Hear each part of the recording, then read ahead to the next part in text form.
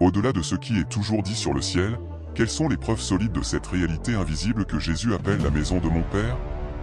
Selon Jésus, dans les dernières heures avec ses disciples, le ciel contient de nombreuses chambres ou demeures préparées spécifiquement pour ceux qui ont confiance en lui. Pronto partiria para comenzar la construction mediante obra expiatoria et assure à ses disciples, si je m'en vais et que je vous prépare une place, je reviendrai pour vous prendre avec moi. Ainsi, vous serez là où je suis.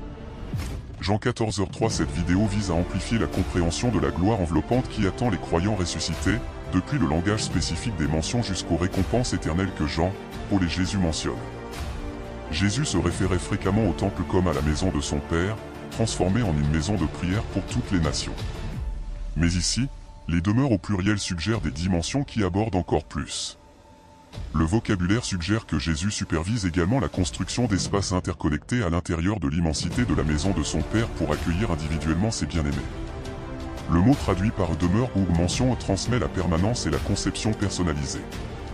La Vulgate latine dit « Il y a beaucoup de demeures avec mon Père », renforçant l'idée que la maison de Dieu est un royaume établi qui s'étend à de nombreuses chambres.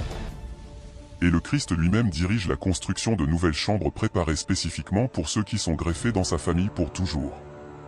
Cette vision d'initiation montre le ciel comme un environnement interactif et relationnel, non pas flottant sur des nuages impersonnels, mais étant accueilli dans la chaleur de notre vrai foyer.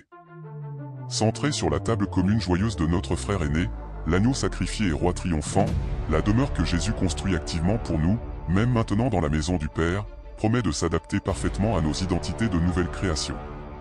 À travers son sacrifice expiatoire et sa victoire dans la résurrection, cette mission trinitaire garantit que le ciel se manifeste à partir du désir divin de communion intime avec ceux qui sont adoptés dans la famille de Dieu pour toujours, et non pas comme un genre de quota arbitraire de bonheur.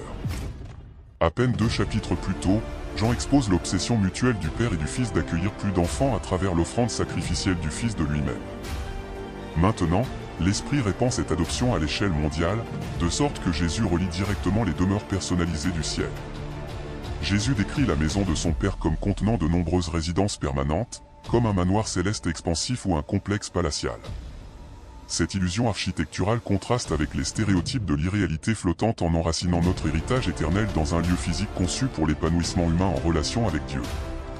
L'Écriture encadre en réalité tout le cosmos comme le foyer de Dieu, avec la terre comme son estrade. De plus, de nombreuses chambres transmettent la multiplicité dans l'unité, comme une maison bien construite qui déploie de nouveaux plaisirs à chaque coin. Ainsi, le ciel promet l'aventure d'explorer éternellement les profondeurs satisfaisantes en Christ à travers son exposition infinie de beauté et de créativité. Les nombreuses chambres peuvent également suggérer que les croyants expérimentent la gloire céleste à des capacités variables. Jésus promet aux disciples qu'ils régneront avec lui avec autorité proportionnelle à leur discipleship sur terre.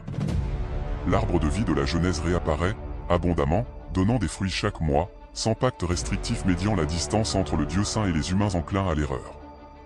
Enfin, les portes du temple restent ouvertes pour une communion amoureuse face à face sans crainte dans le foyer du jardin toujours destiné comme la plus grande exposition de la gloire du ciel. La Nouvelle Jérusalem souligne la centralité de Jésus-Christ, régnant surtout comme l'agneau ressuscité qui a été sacrifié.